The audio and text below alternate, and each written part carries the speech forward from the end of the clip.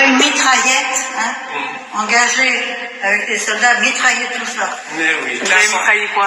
Les Noirs? Oui. Vous aimez pas les Noirs? Eh ben on sera là quand même. Pauvre de vous, madame, pauvre de vous. Ben oui. Allez, partez. Non, c'est pas vous. Si je veux. Non, mais j'hallucine. Restez. On va rester. J'hallucine. Voilà. Moi, j'ai le temps, hein. Et le curé, la prochaine fois que je le verrai, je lui parlerai de vous. Voilà. Oui, parlez. Laisse-la. Les nègres, allez, séparés. Allez, fiche au grand.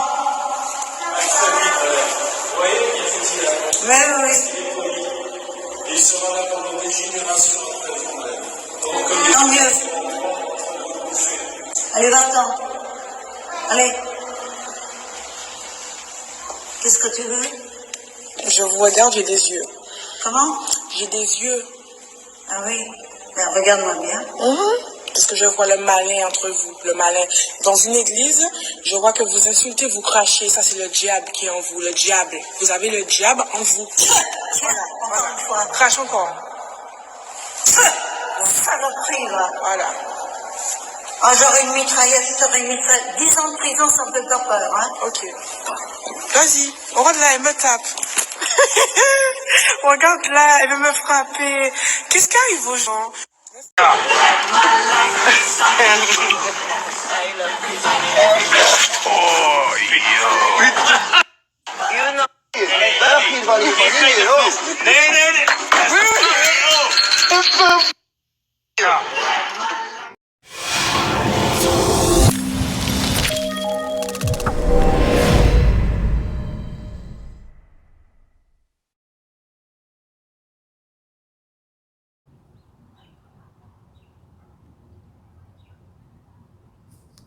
Bonjour, bonsoir à vous tous, bien-aimés.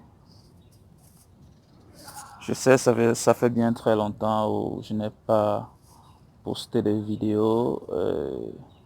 Je m'en excuse, mais vous savez, de temps en temps, c'est un peu difficile de trouver du temps pour faire des vidéos, pour faire des enseignements.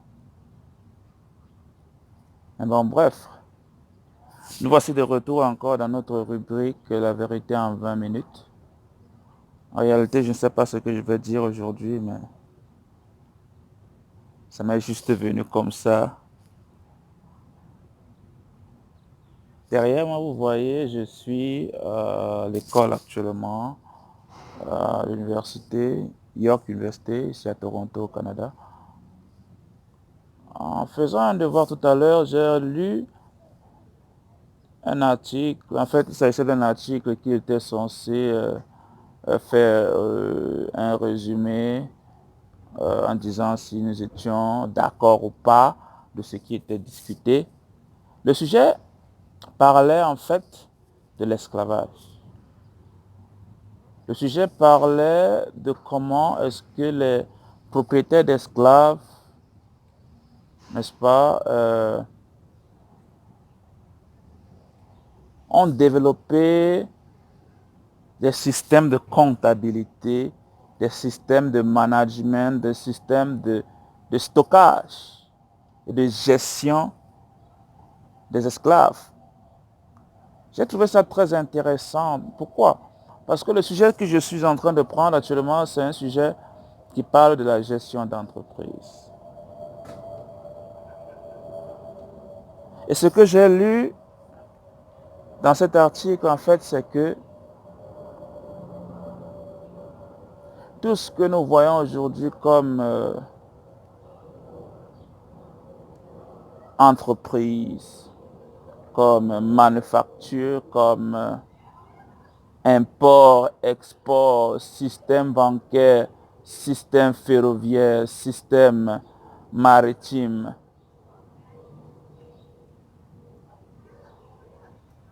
tout cela a pour source et naissance le commerce des esclaves.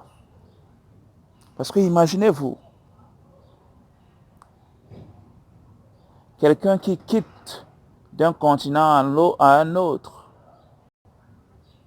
et quitte à vide, il ne compte pas revenir à vide. Parce qu'il sait que là où il va pour récupérer une marchandise. Et cette marchandise, c'était nos pères, nos mères, nos frères et sœurs. Et tenez-vous bien que ces bateaux avaient des assurances. Ces bateaux étaient assurés. Mais il y a aussi une chose particulière qu'il y avait dans ces bateaux. Chacun de ces bateaux avait un équipage. Un équipage constitué d'un capitaine. Un équipage constitué de soldats. Et un équipage constitué de prêtres. Et chacun avait son rôle très bien déterminé. L'objectif du prêtre était de convaincre les esclaves, selon la parole de Dieu, que leur destinée était bien sûr de servir leur maître qui était le propriétaire d'esclaves. Pour ne pas dire l'Européen, l'Asiatique, l'Arabe, et j'en passe. Vous allez donc me demander qu'est-ce que ceci a à voir avec la parole de Dieu. Eh bien, ceci a à voir, ceci a tout à voir avec la parole de Dieu. Parce que si nous comprenions mieux les prophéties de la parole de Dieu, nous pourrions nous retrouver dans l'histoire, nous pourrons nous retrouver dans notre histoire, qui est bien sûr la parole de Dieu. Parce que la parole de Dieu parle d'un peuple, un peuple qui sera martyrisé, un peuple qui sera vendu, et un peuple qui n'aura personne pour le délivrer, si ce n'est le Fils de l'homme. La parole de Dieu les appelle les Israélites, les fils de Jacob, qui étaient 12 en tout.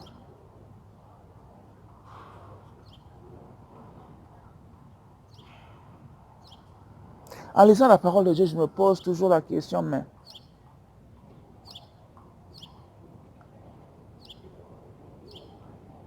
pourquoi depuis toutes ces années, lorsque nous lisons notre Bible, nous passons à côté de tellement d'évidence, tellement de preuves, de tellement de révélations?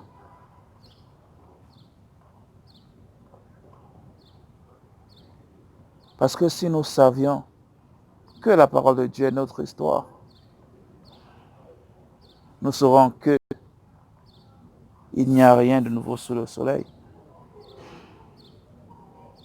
Parce que beaucoup de nègres quittent leur terre natale. D'autres s'aventurent dans le désert, d'autres s'aventurent dans la mer. D'autres sont chanceux de prendre la voie aérienne. D'autres sont malchanceux. Ils n'arrivent pas à destination, ils meurent, soit dans le désert, soit dans la mer. Soit ils meurent de famine, emprisonnés, délaissés, abandonnés, oubliés dans l'un de ces pays qui jusqu'encore aujourd'hui ne veut pas de nous. Je sais que certains d'entre vous se poseront la question, mais quel est cet homme de Dieu qui prêche la haine ou la division? Non, je ne prêche pas de haine, je ne prêche pas de division.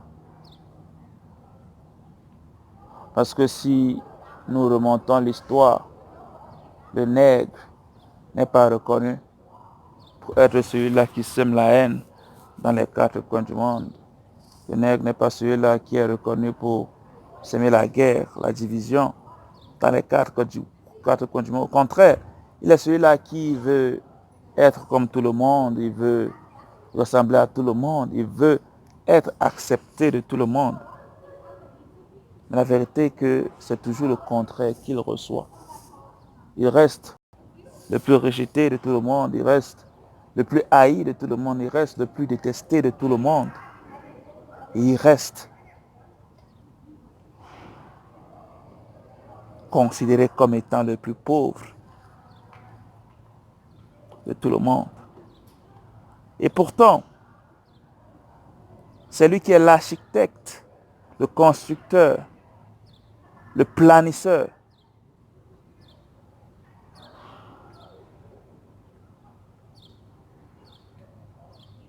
de la civilisation la plus puissante actuelle, qui n'est autre que la civilisation occidentale. Car quel pays peut, n'est-ce pas, prétendre n'avoir pas bénéficié des retombées de la traite négrière? Quelle nation pourrait dire qu'elle n'a pas bénéficié du savoir-faire, du savoir-dire et du savoir-penser de l'homme nègre? Car il est évident que les Égyptiens n'ont pas construit toutes ces pyramides, toutes ces statuettes géantes. Il est clair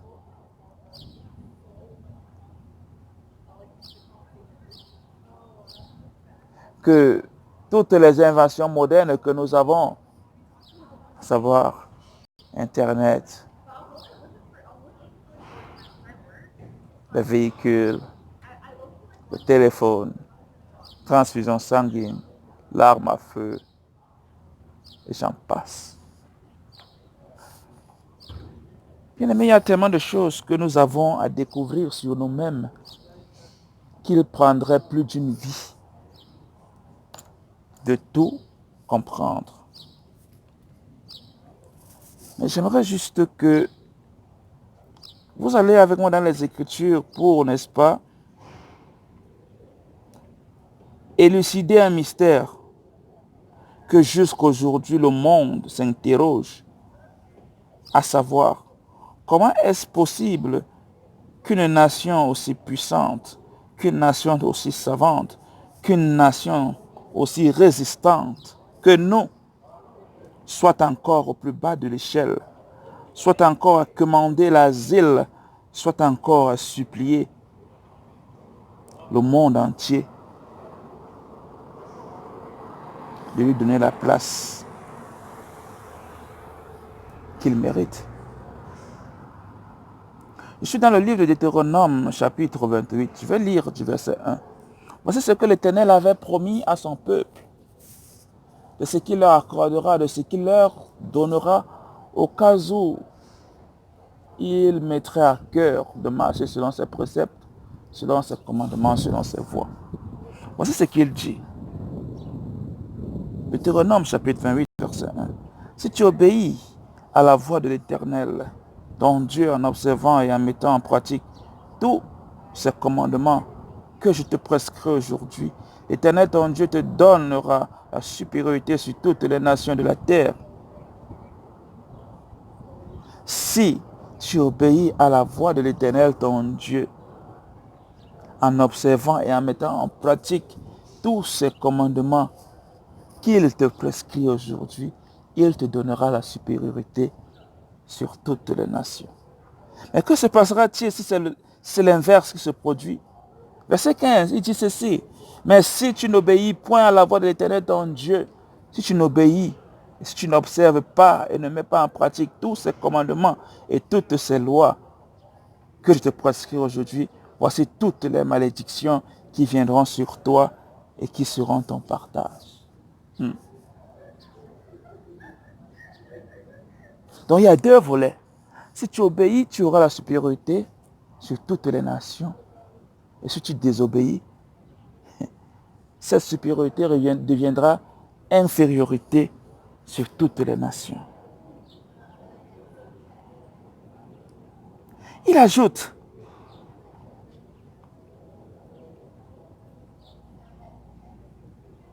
verset 32, tes fils et tes filles seront livrés à un peuple, tes yeux le verront et languiront tout le jour après eux, et ta main sera sans force. Lorsque j'entends ceci, bien-aimé, je regarde cette immigration massive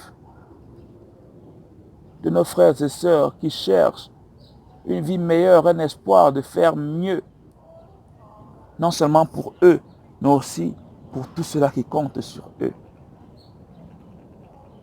Des filles, des fils, des pères, des mères, des femmes et des maris périssent dans les déserts et dans les mers, et d'autres sont encore vendus comme du bétail pour avoir osé espérer à quelque chose de mieux et de meilleur. Et le comble, c'est qu'aucun d'eux ne sait pourquoi nous sommes encore en quête de toutes ces choses.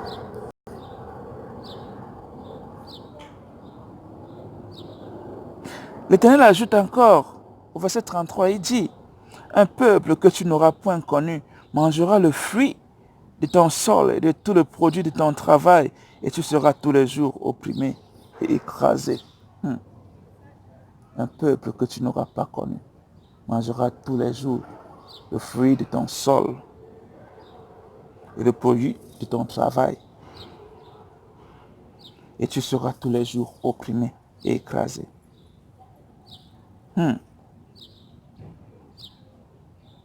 Il ajoute au verset 36, l'Éternel te fera marcher, toi et ton roi, que tu auras établi sur toi, vers une nation que tu n'auras point connue, ni toi ni tes pères. Et là, tu serviras d'autres dieux, du bois et de la pierre. L'Éternel te fera marcher, toi et ton roi, que tu auras établi sur toi. L'Éternel te ramènera dans la cour pénale internationale. Une cour où on dirait qu'elle ne juge que des Africains.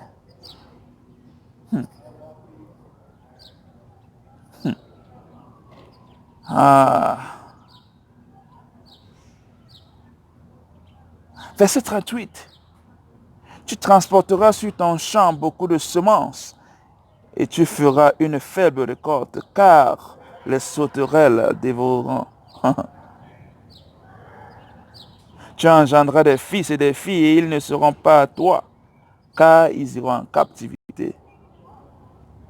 Tu engendreras des fils et des filles et ils ne seront pas à toi, car ils iront en captivité. Tu engendreras des fils et des filles, ils ne seront pas à toi, car ils vont rêver d'une vie meilleure en France, en Libye, au Maroc, en Algérie, en Chine, aux États-Unis, au Canada, dans les pays arabes. Ils ne seront pas à toi parce qu'ils seront en captivité. Ils seront en captivité, pourquoi? Parce que là où ils seront, ils se sentiront mieux. Mais en fait, ce sentiment de se sentir mieux n'est qu'une illusion. Pourquoi? Parce que même là où nous pensons être libres, nous sommes des esclaves. Esclaves spirituels, esclaves physiques.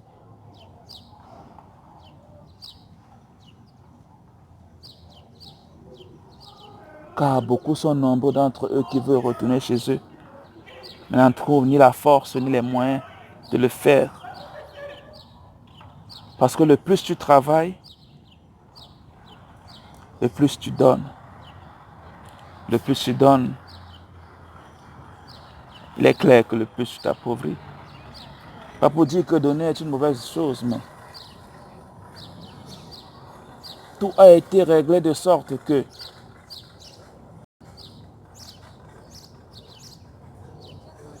l'homme honnête qui essaie de gagner sa vie honnêtement ne puisse jamais sortir sa tête de l'eau comme celui-là qui tue et qui pille, qui vole, qui ment,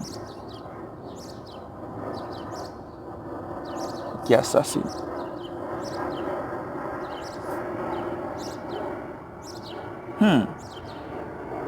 Verset 43.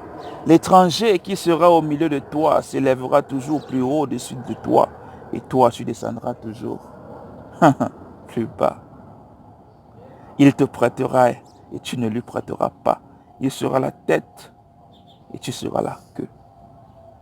L'étranger qui sera au milieu de toi sera toujours plus haut et toi tu seras toujours plus bas. Il te prêtera, tu ne lui prêteras pas. Il sera la tête et tu seras la queue.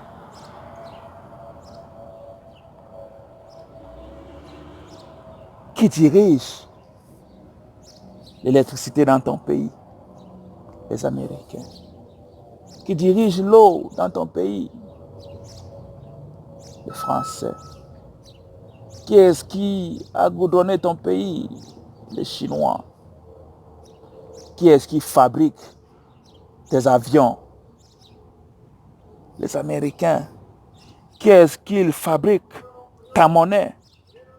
Les Français. Qui est-ce qui fabrique tes habits? Les Chinois. Qui est-ce qui possède tes banques? Les Américains.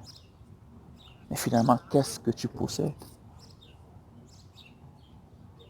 Tant que nous n'ouvrirons pas les yeux, nous ne comprendrons pas que tout ce qui nous arrive à cause de notre désobéissance, à cause de notre têtudesse, à cause de notre manque de soumission au commandement de Dieu qu'il nous a confié. Car Christ l'a dit de sa propre bouche, je ne suis pas venu pour abolir la loi, mais pour l'accomplir. Et tant que le ciel et la terre ne passeront point, aucune lettre de la loi ne disparaîtra pas. Matthieu 5, verset 13 à 18. Christ n'est pas venu pour nous donner la grâce afin que nous puissions continuer dans notre têtudesse et notre désobéissance.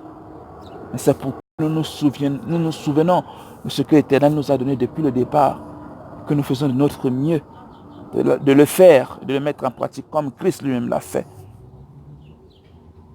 Verset 45 nous dit ceci. Toutes ces malédictions viendront sur toi. Elles te poursuivront et seront ton partage jusqu'à ce que tu sois détruit. Pourquoi? Parce que tu n'auras pas obéi à la voix de l'Éternel ton Dieu, parce que tu n'auras pas observé ses commandements et ses lois qu'il te prescrit. Verset 46. Elles seront à jamais pour toi et pour tes descendants comme des signes et des prodiges. Elles seront pour toi, mais aussi pour tes descendants. Des signes et des prodiges. Vous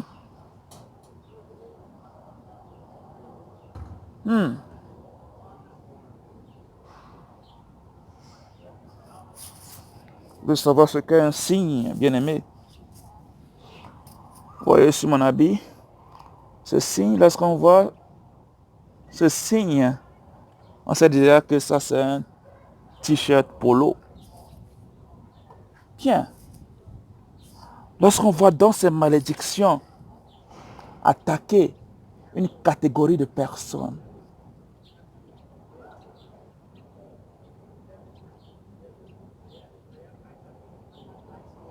cela porte à se poser des questions, bien-aimés. Lorsque c'est toujours les mêmes personnes qui se font opprimer, c'est toujours les mêmes personnes qui se font injurier, c'est les mêmes personnes qui se font exploiter, ce sont les mêmes personnes qui se font exterminer, ce sont les mêmes personnes qui se font dominer. Ceci n'est plus juste du hasard, mais ce sont des indications de quelque chose qui n'a pas marché, de quelque chose qu'il faut résoudre, de quelque chose qu'il faut fixer. Terminons avec ce signe qui, pour ma part, résumera tout ce qu'on venait de dire tout à l'heure. Verset 68. Et l'Éternel te ramènera sur des navires en Égypte, et tu feras ce chemin dont je t'avais dit, tu ne le verras plus. L'Éternel te ramènera en Égypte. Lorsque les Israélites ont quitté l'Égypte, lorsque l'Éternel les avait retirés d'Égypte, il a dit, cette Égypte que vous voyez, vous ne le verrez plus jamais. Par conséquent, cette Égypte que l'Éternel dit ici n'est pas l'Égypte, le pays. Pourquoi? Parce que Égypte signifie maison d'esclavage. Comme cela est dit dans Exode 20, chapitre 1. Pardon, Exode 20, verset 1. Donc l'Éternel dit, je te ramènerai sur des navires dans la maison d'esclavage et tu feras ce chemin dont je t'avais dit, tu ne le verras plus. Là, vous vous offrirez en vente à vos ennemis comme esclaves et comme servantes. Et il n'y aura personne pour vous acheter. En d'autres termes, il n'y aura personne pour vous délivrer, pour vous racheter, pour vous libérer.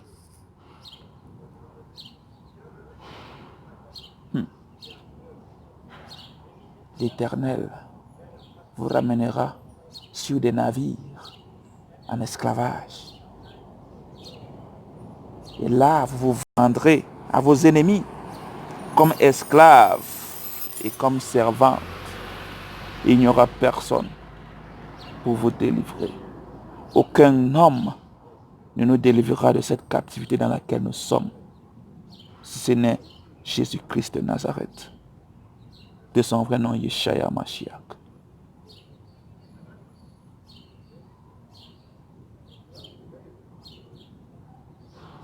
Beaucoup ont été appelés bien-aimés, mais très peu seront retenus.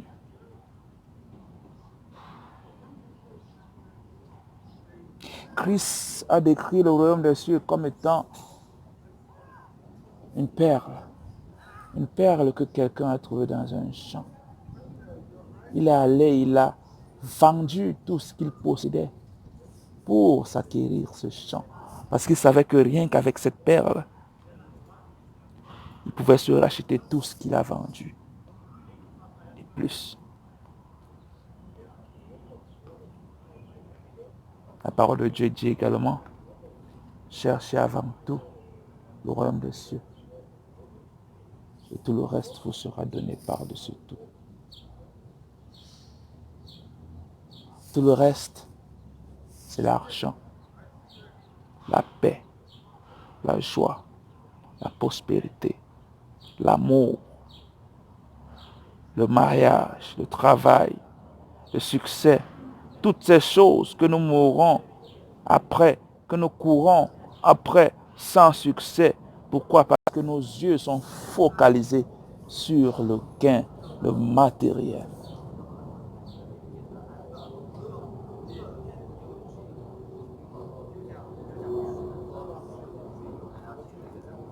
Je vais conclure en disant, bien aimé, que si avec toutes ces appels et toutes ces prophètes et ces messagers que l'Éternel est en train d'envoyer sur cette terre dans le monde présent, peu importe que vous vous identifiez comme un fils de Jacob ou pas, l'Éternel est en train de dire à tout le monde qui veut l'entendre et l'écouter qu'il revient bientôt et que sa rétribution est avec lui.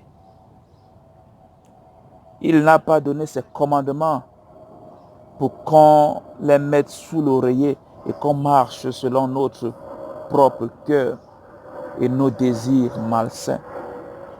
Il n'a pas fait monter Moïse pendant 80 jours et 80 nuits dans une montagne de feu, sans manger, sans boire, pour venir aujourd'hui nous dire que ces commandements n'ont plus d'effet.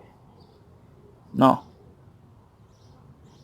Et par-dessus toute chose, il n'a pas envoyé son Fils, son unique, le Créateur de tout ce qu'il a fait, mourir sur la croix, accablé d'injures et de douleurs, humilié et abaissé devant des impies pour racheter une race de pécheurs et de pécheresses qui ne pensent qu'à eux et rien qu'à eux. L'Éternel n'a pas fait ce sacrifice ultime pour que nous nous appartenions à nous-mêmes. Que vous le vouliez, que vous ne le voulez pas, bien-aimés, nous sommes sous la grâce pour nous perfectionner à mettre en pratique les commandements de Dieu. Parce que Paul a dit, ce ne sont pas ceux-là qui écoutent la parole de Dieu qui sont justes devant lui, mais c'est ceux-là qui la mettent en pratique. Je pense que c'est Romains 4. Avec ça, je vous dis shalom et du courage. Que ceux-là qui sont encore dans l'impudicité, qu'ils continuent dans l'impudicité. Que ceux-là qui sont dans le mensonge, qu'ils continuent dans le mensonge. Que ceux-là qui sont dans le vol, le meurtre, l'homosexualité et le manque de foi, qu'ils continuent. Mais aussi que ceux-là qui sont dans la foi, la patience, l'espérance, la sanctification,